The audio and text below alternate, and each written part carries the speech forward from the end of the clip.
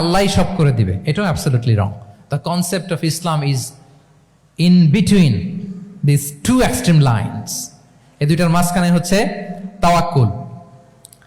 তাহলে তাওয়াক্কুলের মেকানিজম হচ্ছে আমার সাধ্যের সবটুকুন আমি করব, তারপরে আল্লাহ সাহায্য আসবে, সেজন্য আমি তাওয়াক্কুল করব।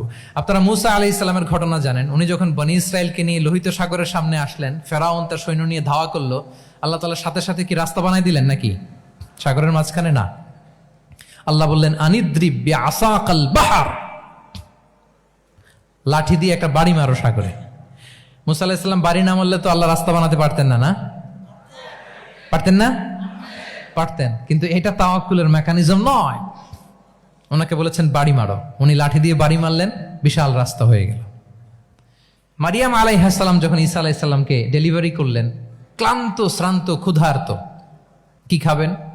আল্লাহ তাআলা বললেন ওয়াহুজ্জি ইলাইকি বিজিযইন নাখলাতি তুসাকিত আলাইকি রুতাবান জানিয়া, মানে মারিয়াম একটু কষ্ট করে উঁচু হয়ে পাশে একটা খেজুর গাছ আছে, ওটা ডাল ধরে টান দাও, টসটসে পাকা খেজুর পড়বে নিচে, ওটা খাও।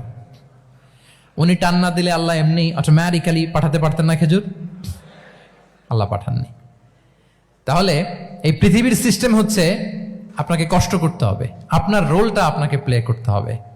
ইসলামে তাওয়াক্কুল is always at the second step, the first step is your effort.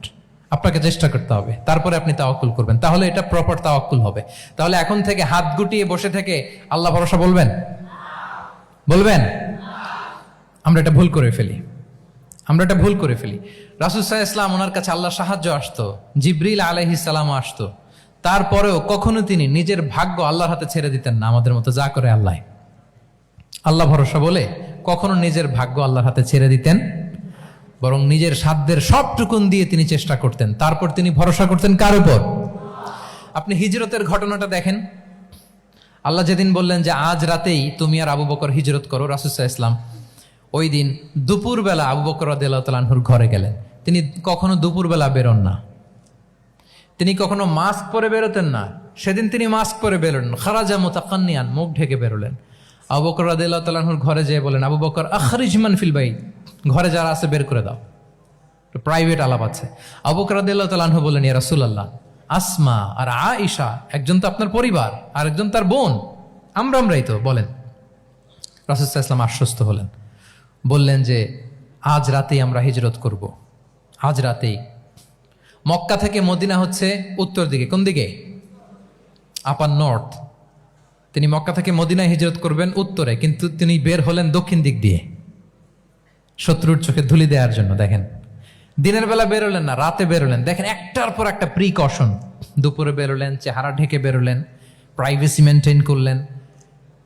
Destination এদিকে, বের হলেন এই দিক দিয়ে, সবার চোখের অন্তরালে তিনি বের হলেন। এবং তিনি আবু বকর রাদিয়াল্লাহু তাআলা আনহুকে বললেন, সবাই যেই পথে মদিনা যায় আমরা কিন্তু ওই পথে যাব না, ক্যারাভানগুলো যেই পথে যায় ওই পথে না, সাওয়াহিলি একটা আনইউজুয়াল রুট ধরে আমরা যাব, সাগরের পার ঘেঁষে ঘেঁষে, যাতে ওরা বুঝতে না পারে। এই জন্য আবু বকর রাদিয়াল্লাহু তাআলা আনহু একজনকে ভাড়া করলেন, আব্দুল্লাহ ইবনে উরাইকেত নামে, যে আনইউজুয়াল রাউটটা চিনে, যে সাগরের পাশ ঘেঁষে চলে যাওয়া পথ দিয়ে মক্কা থেকে রাসূল সাল্লাল্লাহু আলাইহি ওয়াসাল্লামকে মদিনায় পৌঁছায় দিবে। 2টা ওট তিনি 2 মাস ধরে এটাকে নার্চারিং করে রাখলেন। 3 দিন আবু বকর রাদিয়াল্লাহু তাআলা আনহু এবং রাসূল সাল্লাল্লাহু আলাইহি ওয়াসাল্লাম গারে সাউরে অবস্থান করলেন 3 দিন, যাতে করে বুঝতে পারেন যে মক্কায় তাদের ব্যাপারে কি বলা হয়। এবং আবু বকর রাদিয়াল্লাহু তাআলা আনহুর ছোট্ট ছেলে আব্দুল্লাহকে অ্যাসাইন করা হলো যে